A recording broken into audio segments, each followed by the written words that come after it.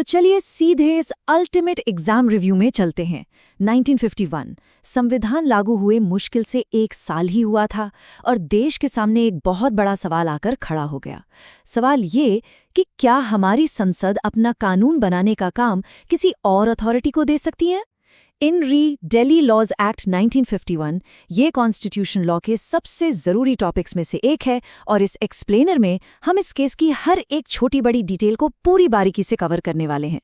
आखिर हमारे कॉन्स्टिट्यूशन के हिसाब से डेलीगेटेड लेजिस्लेशन की परमिसिबल लिमिट यानी अनुमत सीमा है क्या? असल में ये केस उस सबसे बड़े कॉन्स्टिट्यूशनल डिलेमा को सुलझाता है कि एक लॉ मेकिंग बॉडी कितनी पावर किसी दूसरी अथॉरिटी को लीगली सौंप सकती है। एक आज़ाद नए देश के लीगल ढांचे के लिए ये बाउंड्री तय करना सच में बेहद ज़रूरी था।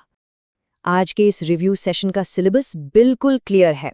हम डेलीगेटेड लेजिस्लेशन डिलेमा और सेपरेशन ऑफ पावर्स से शुरू करेंगे, इसेंशियल ड्यूटीज और उन 3 चैलेंज्ड एक्ट्स को समझेंगे और आखिर में कोर्ट की रूलिंग के बाद एक डिफिनिटिव समरी टेबल देखेंगे। तो चलिए शुरुआत करते हैं उस मूल समस्या से, द डेलीगेटेड लेजिस्लेशन डिलेमा, जिसके चलते खुद प्रेसिडेंट को इंटरवीन करना पड़ा। हुआ ये था कि भारत के प्रेसिडेंट ने कॉन्स्टिट्यूशन के आर्टिकल 143 का इस्तेमाल किया।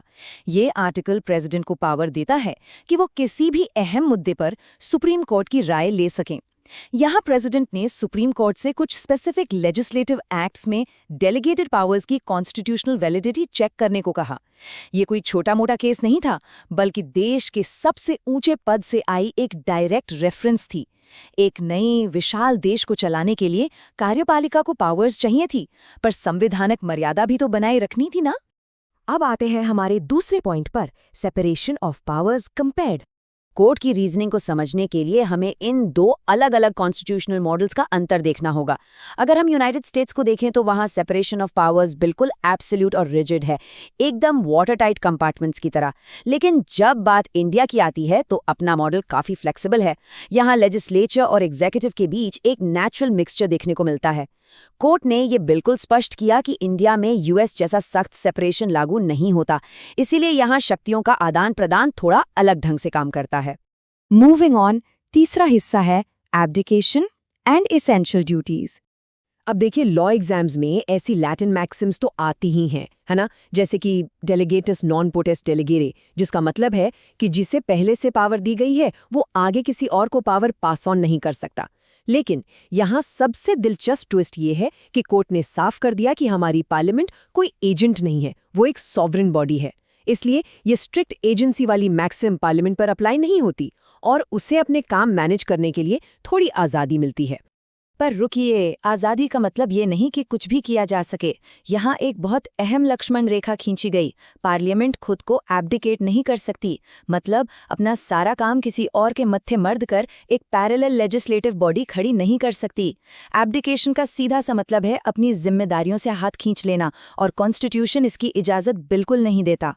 कोर्ट ने एक मजबूत सीमा तय कर दी। उन्होंने कहा कि लेजिस्लेचर अपने एसेंशियल फंक्शन से कभी अलग नहीं हो सकता। जो मूल विधायक कार्य हैं उन्हें किसी और अथॉरिटी को आउटसोर्स नहीं किया जा सकता, जैसे किसी कानून का फ्रेमवर्क तय करना, उसकी पॉलिसी बनाना। ये सब वो एसेंशियल फंक्शंस हैं जो सिर्फ और सिर्फ चुने हुए प्रतिनिधियों को ही करने होते हैं।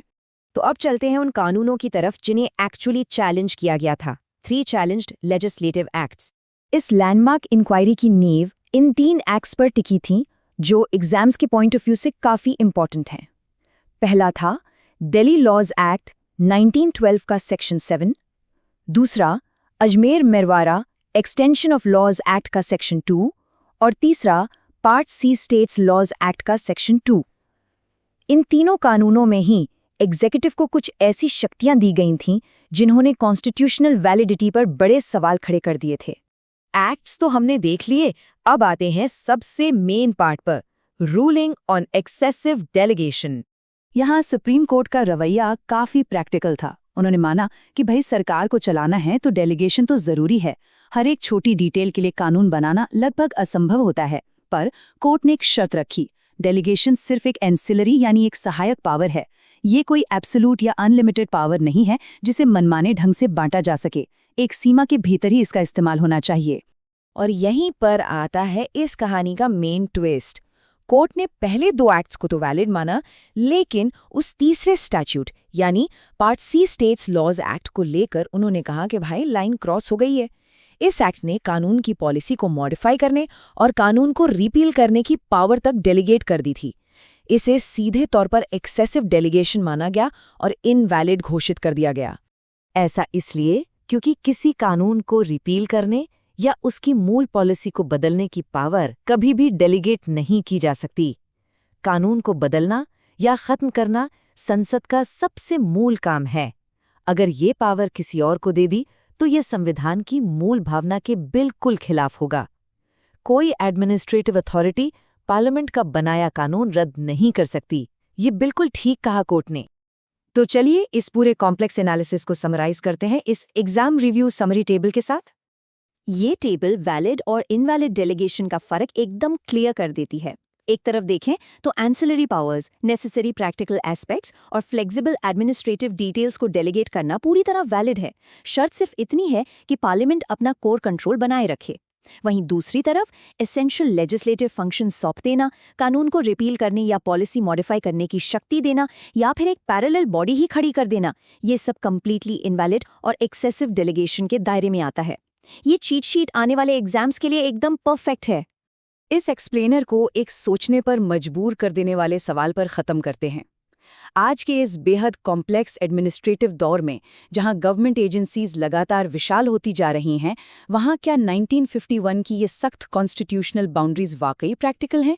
क्या ये पुरानी स्ट्रिक्ट लिमिट्स आज के तेजी से बदलते सिस्टम को हैंडल कर सकती हैं? ये एक ऐसा अनोखा मुद्दा है जिसने आज भी लीगल माइंड्स को कंफ्यूज कर रखा है, और आगे इस पर क्या बहस होती है, ये देखना सच में काफ़ी दिलचस्प होगा।